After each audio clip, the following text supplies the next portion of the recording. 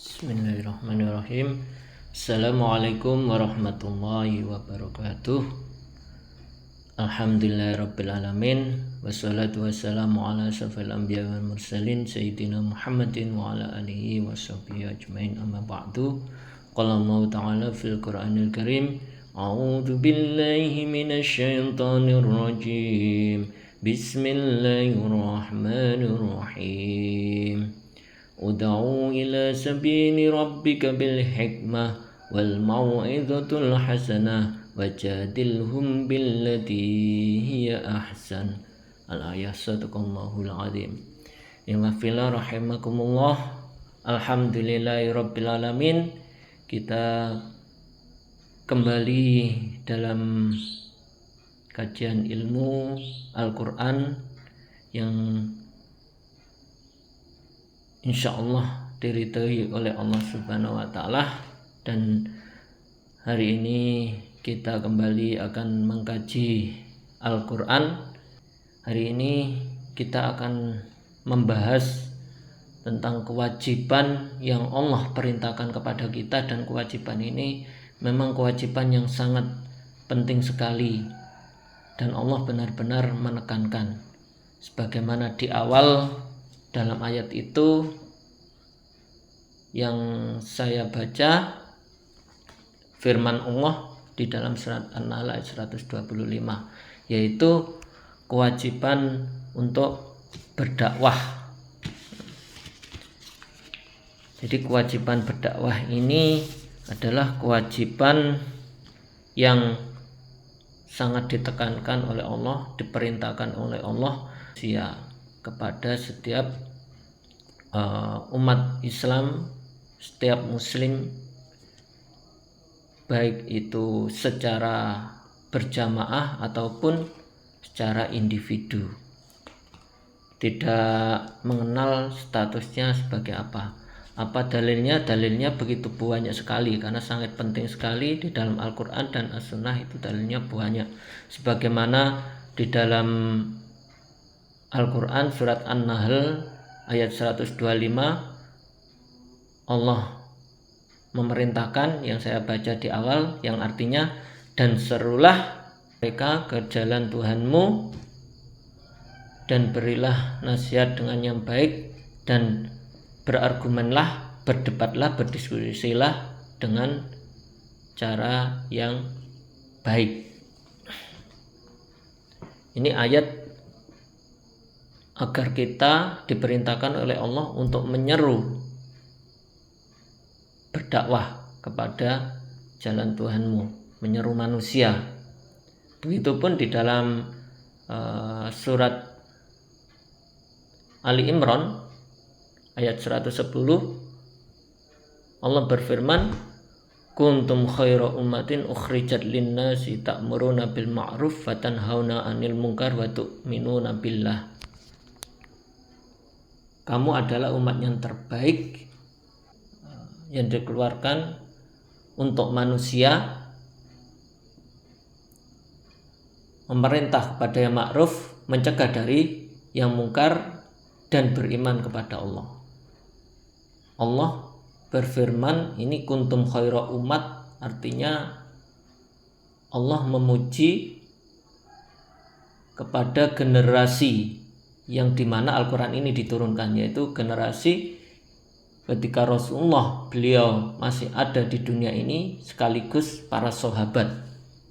Mereka pada waktu itu hidup sebagai umat yang terbaik, yang dimana umat yang terbaik itu di sini mereka melakukan amar ma'ruf nahi mungkar, artinya melakukan dakwah untuk amar ma'ruf nahi mungkar di atas landasan keimanan. Nah, pujian Allah atas umat terbaik ini bukan sekedar pujian, tetapi ini adalah sebuah perintah bahwa generasi-generasi berikutnya harus mencontoh suri tauladan umat yang terbaik ini. Itu maksudnya. Jadi Allah ketika memuji di dalam Al-Quran itu bukan sekedar memuji, tapi maksudnya adalah kita diperintahkan generasi-generasi setelahnya itu untuk mengikutinya, yaitu generasi-generasi yang senantiasa berdakwah, ya, berdakwah Islam. Berikutnya di dalam ayat yang lain Allah berfirman, wal takum minkum ummatu yad'una ilal khair wa ya'muruna bil ma'ruf wa yanhauna 'anil munkar. Dan hendaklah ada segolongan umat yang menyeru kepada Islam dan beramar ma'ruf nahi munkar. Wa ulaika humul muflihun, dan mereka termasuk orang-orang yang beruntung. Ini Allah juga berfirman kepada kita, ya, agar kita berdakwah juga. Dan ini khususnya ada sekelompok umat, jamaah, partai politik, apapun organisasi dan yang lain-lain. Nah, ini diperintahkan, ya, untuk berdakwah. Jadi dakwah itu memang kewajiban yang sangat penting dan ayatnya sangat banyak sekali. Dalam hadis pun Rasulullah bersabda, "Balighu anni walau ayah." Sampaikanlah dariku walaupun satu ayat. Jadi walaupun kita satu ayat memahaminya dengan benar, itu sudah memiliki kewajiban untuk menyampaikan. Sampaikanlah dariku walau satu ayat. Rasulullah juga bersabda dalam hadis Bukhari muttafaq alaih, "Man kana yu'minu billahi wal yaumil akhir falyaqul aw liyasmut." Barang siapa yang beriman kepada hari akhir, maka berkatalah yang baik atau diam. Jadi kalau kita beriman, diperintahkan oleh Allah berkatalah, diperintahkan oleh Rasulullah berkatalah yang baik atau diam. Nah, perkataan yang paling baik itu perkataan yang seperti apa? Nah, ini Allah berfirman di dalam surat Fussilat ayat 33, "Wa man ahsanu qawlan mimman da'a ilallahi wa 'amila sholihan wa qala innani minal muslimin." Dan siapakah yang lebih baik perkataannya daripada orang yang menyeru kepada Allah dan mengerjakan kebajikan dan berkata, "Sungguh aku termasuk orang-orang muslim yang berserah diri." Jadi perkataan yang paling baik itu adalah perkataan orang yang menyuruh kepada Allah. Artinya perkataan yang mendakwahkan Islam.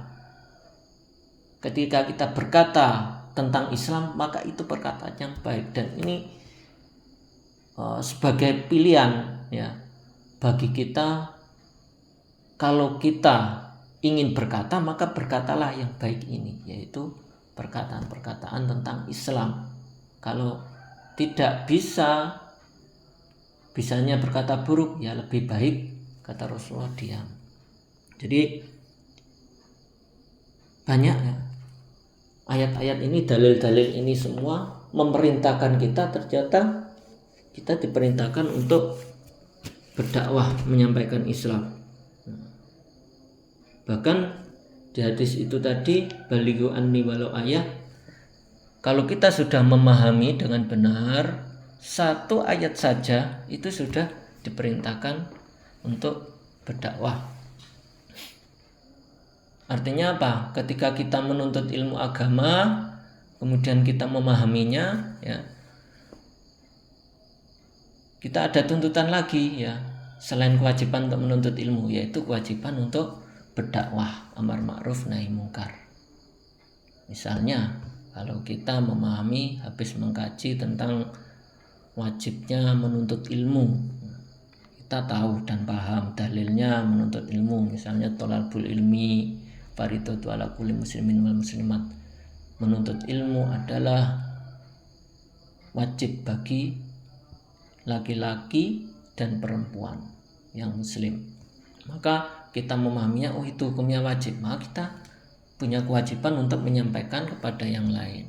Nah, kenapa? Karena ini memang diperintahkan oleh Allah. Jadi kita harus selalu ingat Allah menyampaikan, disuruh untuk berdakwah, ya, diperintahkan untuk berdakwah. Nah, siapakah yang diwajibkan? Tentunya seluruh umat Islam, ya.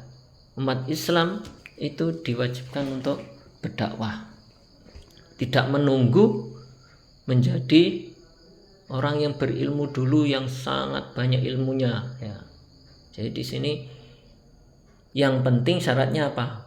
Ketika kita memahami satu ayat dan kita paham, nah itu.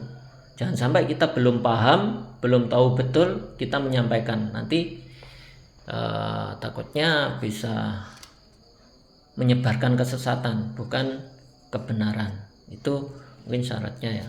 Kalau masalah yang disampaikan itu adalah hukum-hukum atau tentang amal-amal, ya, syariat-syariat yang sifatnya rinci, maka kita harus memahaminya dulu. Kalau itu tentang akidah, maka yang kita sampaikan lebih umum lagi. Syaratnya asalkan kita punya akal yang jernih, yang sehat, ya, yang musta'nir, maka cukup itu kita bisa sampaikan. Contohnya kalau kita menerima ayat kul huwallahu ahad, Allah itu satu. Nah, satunya Allah ya satu, ya, tidak yang lain, ya, namanya satu ya bukan tiga, bukan dua, bukan empat. Nah, faktanya satu ya satu. Nah, itu bisa disampaikan, itu ayat akidah, ya, sehingga kita bisa menyampaikan ke yang lain. Nah, itu. Jadi dakwah itu hukumnya apa?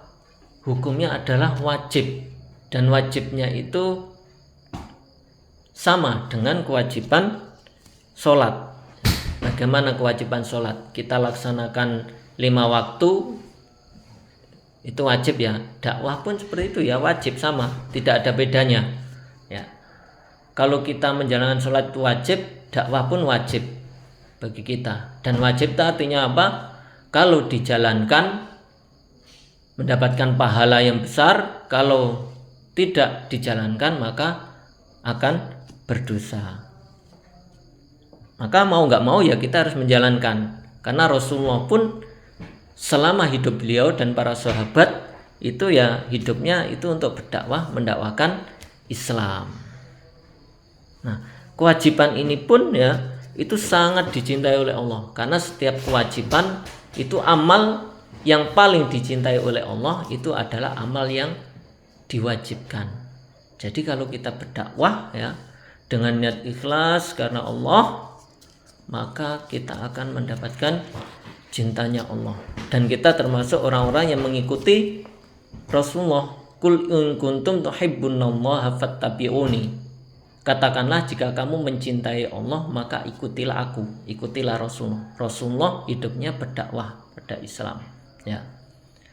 Maka untuk mengikuti Rasulullah berdakwah, ya, kita harus berdakwah juga, sehingga Allah nanti akan mencintai kita.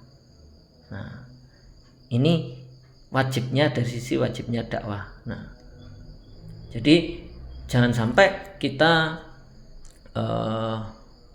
berpikiran saya masih belum punya ilmu yang banyak, yang luas, seperti ulama-ulama lulusan Universitas ABC, saya tidak berani. Nah, belum kapasitasnya misalnya.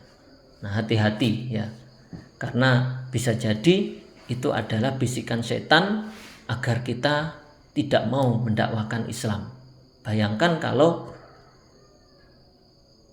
1 miliar lebih, ya, umat Islam seperti itu ngomong, maka siapa yang akan ngomong tentang Islam di atas muka bumi ini? Artinya kalau tidak ngomong tentang Islam, tidak ada yang ngomong, maka nanti orang-orang kafir, ya, orang-orang ghairul Islam akan ngomong agama mereka, akidah mereka. Akhirnya kita didakwai, bukan mendakwai. Nah, ini yang juga berbahaya juga, ya. Nah, jadi aktivitas atau amal dakwah itu sama tingkatannya dengan sholat. Sehingga apa? Tidak bisa kewajiban satu menggugurkan kewajiban yang lain. Misalnya saya sholat saja tidak berdakwah, nah tidak gugur dakwah itu. Sholat ya dijalankan, dakwah ya dijalankan, juga puasa juga dijalankan. Semuanya kita kalau itu kewajiban dari Allah Subhanahu wa taala, senang nggak senang, berat atau ringan, mau nggak mau ya harus dijalankan karena perintah Allah Subhanahu wa taala. Nah, kemudian apa amal dakwah yang secara teknis atau real? Nah, dakwah itu kewajiban atau perintah yang sifatnya bukan tauqifiyah seperti sholat, tidak terikat waktu dan tempat ya. Dimanapun kita berada, kondisi apapun kita bisa berdakwah. Bisa berdakwah di keluarga, di masyarakat, teman, sahabat, di tempat kerja, dan dimanapun ada kesempatan untuk menyampaikan Islam, maka kita sampaikan ya. Ataupun berdakwah di dunia maya atau ruang media sosial, misalnya lewat YouTube, Facebook, TikTok, Instagram ya, website dan lain-lain, baik lewat lisan ataupun kita menulis. Itu kalau kita menyampaikan Al-Quran sekaligus pemahamannya, maka itu disebut dakwah. Intinya kalau kita bisa menghadirkan pemikiran-pemikiran Islam ya, makna-makna Islam itu berdasarkan Al-Quran ya, itu kita sudah berdakwah dimanapun. Jadi lebih fleksibel. Sesuai dengan apa? Sesuai dengan kapasitas kemampuan kita. Ya. Minimal ya. Masa seorang muslim kita sudah meyakini la ilaha illallah, tidak ada Tuhan selain Allah. Ya. Itu masa kita tidak bisa mendakwakan? Pasti bisa. Itu minimal. Ya. Mendakwakan tauhid karena kita sudah meyakini ya. Itu. Intinya ketika kita bisa menyampaikan, menghadirkan pemikiran Islam ya di ruang sosial atau di publik pada orang lain, maka itu berdakwah. Jadi ilmu tidak dipendam untuk diri kita sendiri ya, sehingga nanti membeku ya. Kalau membeku kan berbahaya nanti akhirnya. Ilmu itu harus disebarkan ya. Kenapa? Karena ini kewajiban. Begitupun tidak hanya pemikiran-pemikiran Islam, ketika kita menghadirkan amal kita, sikap kita di dalam masyarakat atau ruang publik atau diketahui orang lain, itu sebenarnya dakwah. Bukan ini bermaksud riya. Makanya di sini kalau riya itu terkait dengan hati. Ya, ini kewajiban kita berdakwah. Misalnya contohnya kalau kita sholat Jumat, kita berangkat dan orang lain tahu bahwa kita sholat Jumat, itu sebenarnya sudah dianggap dakwah ya, karena menghadirkan sikap kita, amal kita di ruang sosial atau ruang publik. Atau sholat berjamaah, ketika azan sholat berjamaah kemudian kita hadir, ya itu juga. Begitupun seorang muslimah kalau dia memakai pakaian jilbab dan kerudung ya, ketika keluar itu sudah dianggap menghadirkan sikap seperti itu, dianggap dakwah. Kenapa? Karena dia menunjukkan bahwa sesungguhnya aku seorang muslimah, orang Islam. Nah, ada bedanya dengan orang-orang kafir ya. Nah, saya memakai jilbab, memakai kerudung. Nah, ini termasuk bagian dari dakwah.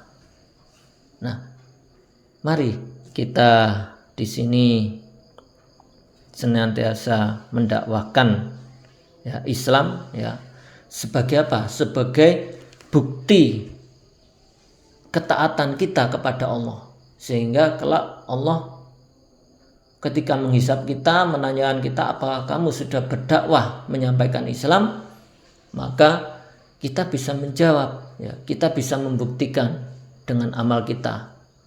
Selama kita masih diberikan umur di dunia hari ini, maka mari kita senantiasa mentaatinya, ya, mentaati Allah sebagai bukti kita bahwa kita itu menyembah Allah Subhanahu wa taala. Karena menyembah Allah itu adalah wajib bagi kita, tugas pokok kita di dunia ini, ya, tugas utama kita di dunia ini, tujuan kita dihidupkan oleh Allah, diciptakan oleh Allah, yaitu menyembah Allah Subhanahu wa taala. Dengan membuktikan apa? Dengan ketaatan kepada Allah. Salah satunya dengan beramal dakwah. Sekian, semoga bermanfaat.